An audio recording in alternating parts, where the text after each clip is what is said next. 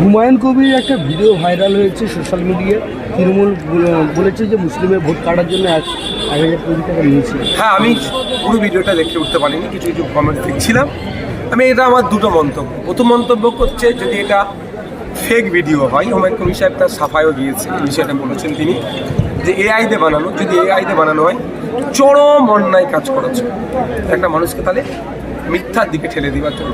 দ্বিতীয়ত, যদি এটা সত্যিও ভিডিওটা হয়ে থাকে, তাহলে বাংলার মানুষ কিন্তু হুমায়ুন কবির সাহেবকে ক্ষমা করবেন, কারণ বাংলার মানুষ আবেগকে তিনি কিছুটা হলে ক্যাশ করেছেন। সে আবেগটাকে যদি নিয়ে খেলা করেন, জবাব দেবে। তবে হ্যাঁ, সবাই চমক দেখবে। দেখুন, একটা কথা বলি, মোদিজি কথা বলেছিলেন বিদেশ থেকে কালো টাকা ফিরিয়ে নিয়েছে অ্যাকাউন্টে 15 লাখ টাকা দেওয়া হবে। বছরে 2 কোটি চাকরির স্বপ্ন দেখিয়েছিলেন, দেশ এগিয়ে যাওয়ার স্বপ্ন দেখাচ্ছিলেন, বেকারত্ব কমার স্বপ্ন দেখিয়েছিলেন, নারী নিরাপত্তার স্বপ্ন দেখিয়েছিলেন।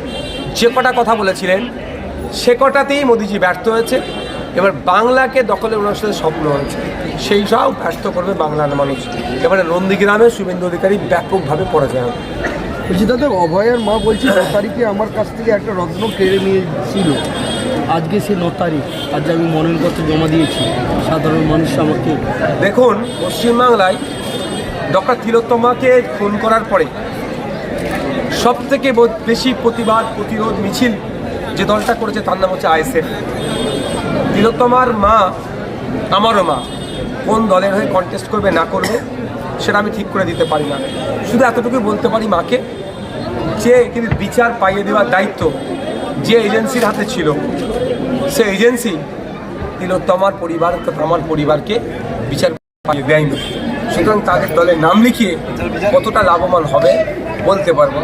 হয় এমএলএ হতে পারে, যেমন রেজওয়ানুর রহমানের দাদা রুকবানুর রহমান, কিন্তু এর থেকে বেশি কিছু হতে পারে না। দাদা, নন্দীগ্রামের তৃণমূল প্রার্থী বিজেপি থেকে তৃণমূলে আসায় তার একটা আইনি জটিলতা রয়েছে। নির্বাচন কমিশনার আজ হাইকোর্টে মামলা করবে। কতটা আইনি জটিলতা আছে বলতে পারবো না, তবে মানুষ ডিসাইড করে নিয়েছে ওই পবিত্র কর মহাশয়কে ভোট দেবে না।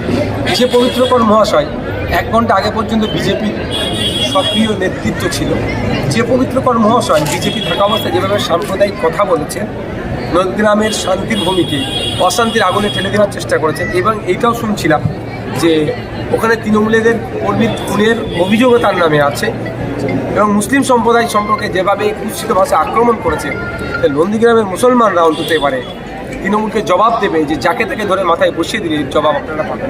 হুমায়ুন কবির একটা ভিডিও ভাইরাল হয়েছে সোশ্যাল মিডিয়ায়। তৃণমূল বলেছে যে মুসলিমের ভোট কাটার জন্য 1,000 কোটি টাকা নিয়েছিল। হ্যাঁ, আমি পুরো ভিডিওটা দেখে উঠতে পারিনি, কিছু কিছু কমেন্ট দেখছিলাম।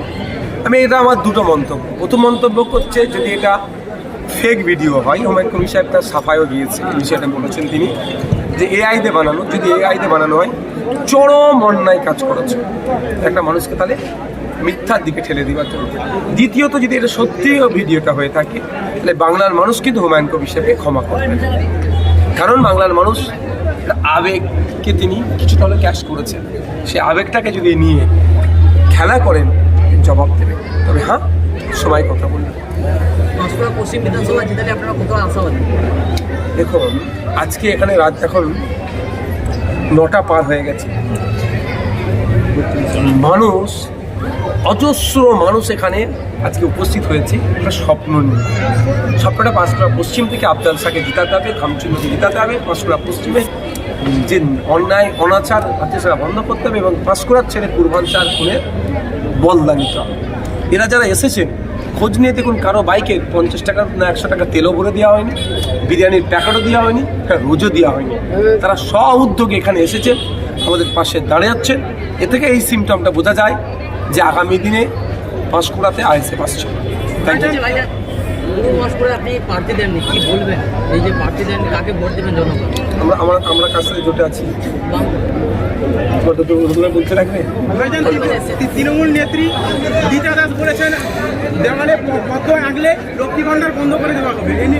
দেয়ালে পদ্ম, দেয়ালে জোড়া খাম, দেয়ালে কাস্তাতে তারা চিহ্ন, দেয়ালে জোড়া ফুল লাগালে না লাগালে লক্ষ্মীর ভাণ্ডার বন্ধ করতে নয়, লক্ষ্মীর ভাণ্ডার সরকারি প্রকল্প, কারো পৈতৃক সম্পত্তি থেকে দিচ্ছে না।